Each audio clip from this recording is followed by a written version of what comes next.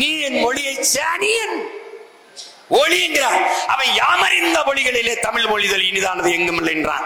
இவன் பாப்பா நீ எனக்கு தந்த. எப்படி இருக்கு எப்படி இருக்கு எப்படி இருக்கு? என் தாயை இழிவுபடுத்தியவனை தந்தை என்று போற்ற சொல்ற நீ. தமிழ் காட்டுமிராண்டி பாஷை பேசுற நீ யாரு? காட்டுமிராண்டி தானே. தமிழ் முட்டாள்களின் பாஷை பேசுற நீ யாரு? முட்டாள் தானே. நீ முட்டாள் காட்டுமிராண்டியா ஏற்கிறியா? பிறகு தமிழர் அல்லாதவர் பாதுகாப்பாக வாழ்வதற்கும் ஆள்வதற்குமாக கொண்டு வரப்பட்ட ஒன்றுதான் திராவிடம். திராவிடம் என்ற ஒன்றே கிடையாது. எப்படி பார்த்தாலும் சங்கி, நான் கூட சொன்னேன், சங்கி என்றால் கூட நண்பன் என்ற பொருள் வருது. திராவிடம் என்றால் எப்படி பார்த்தாலும் திருடன் என்றுதான் பொருள் வருது. எப்படி பார்த்தாலும் அந்த சொல்லே தமிழ் சொல்லு இல்ல, அது சமஸ்கிருதம்.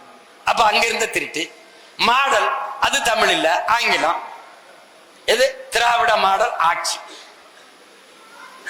அது எதிர்க்கணும்னு ஒண்ணு இல்ல. நீ நான் கேட்கிற கேள்வியை சொல்லு.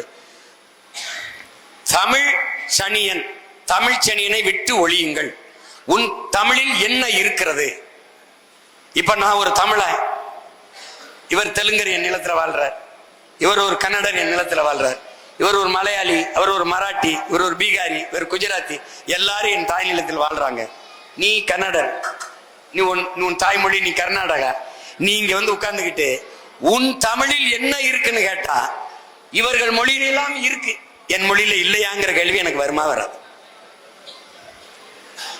கேரள கவிஞன், மலையாள கவிஞன் ஆத்தூர் ரவிவர்மா சொல்லுகிறான், உலகத்திலே ஆகச் சிறந்த இலக்கியங்களை தங்கள் தாய்மொழியிலே படிக்கிற வாய்ப்பை பெற்றவர்கள் கிரேக்கர்கள், சீனர்கள், அதையும் தாண்டி இந்தியாவில் தமிழர்கள் என்று சொல்றான். அவன் அடுத்த வரி சொல்றான், அந்த தமிழ் மொழியில் தாய்மொழியின் தாய்மொழி என்பதிலே எனக்கு பெருமை என்று பதிவு செய்யறான்.